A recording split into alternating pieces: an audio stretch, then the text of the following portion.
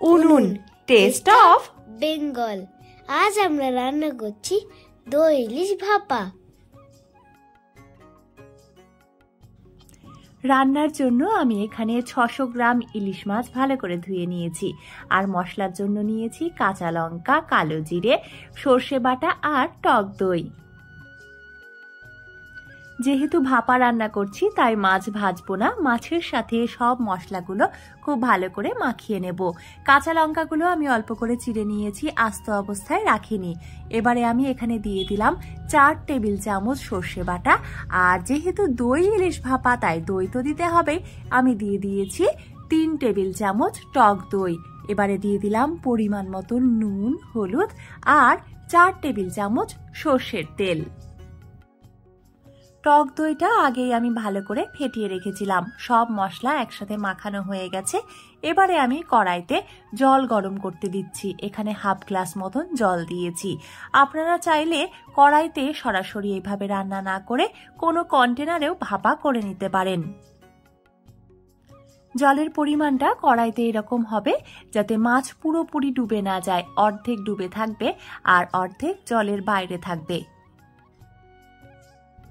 ইলিশ মাছ খেতে কে না ভালোবাসে, আমি জানি আমার মতো আপনিও খুব ভালোবাসেন ইলিশ খেতে। ইলিশ তো শুধু মাছ নয়, যেন বাঙালির আবেগ। আর ইলিশের সাথে এরকম যদি ডিম পাওয়া যায় তাহলে তো আর কোনো কথাই নেই। আপনারা অনেকেই অনেকভাবে ইলিশ রান্না করেন, আমিও করি। তবে ইলিশ মাছ রান্না করার সময় আমি কখনোই পেঁয়াজ, রসুন বা আদার ব্যবহার করি না। তবে সব সময় যে আমি সর্ষে ইলিশই রান্না করি বা এরকম দই ইলিশ রান্না করি তা কিন্তু নয়। আমি অনেক সময়ই বিভিন্ন সবজি দিয়ে ইলিশ রান্না করেছি, আবার তিল ইলিশ রান্না করেছি, এমনকি মশলা ছাড়াও ইলিশ রান্না করি। আপনাদের কারোর মনে হতে পারে মশলা ছাড়া ইলিশ, মানে একসময় আমারও এরকম মনে হতো মশলা ছাড়া ইলিশ তা কি ভালো লাগবে। কিন্তু যখন আমি প্রথম খেয়েছিলাম এই রান্নাটা, সত্যি বলছি অপূর্ব স্বাদের এই রান্না খেয়ে আমি মুগ্ধ হয়েছিলাম এবং বিশ্বাস করতেই পারছিলাম না যে এই রান্নায় তেল, নুন, হলুদ ছাড়া কোনো মশলা নেই। আসলে ইলিশের নিজস্ব একটা স্বাদ এবং গন্ধ আছে, তাই মশলা ছাড়াও কিন্তু ইলিশ অপূর্ব স্বাদের রান্না করা যেতেই পারে। আর এই কারণেই হয়তো ইলিশকে মাছের রানী আমরা বলে থাকি।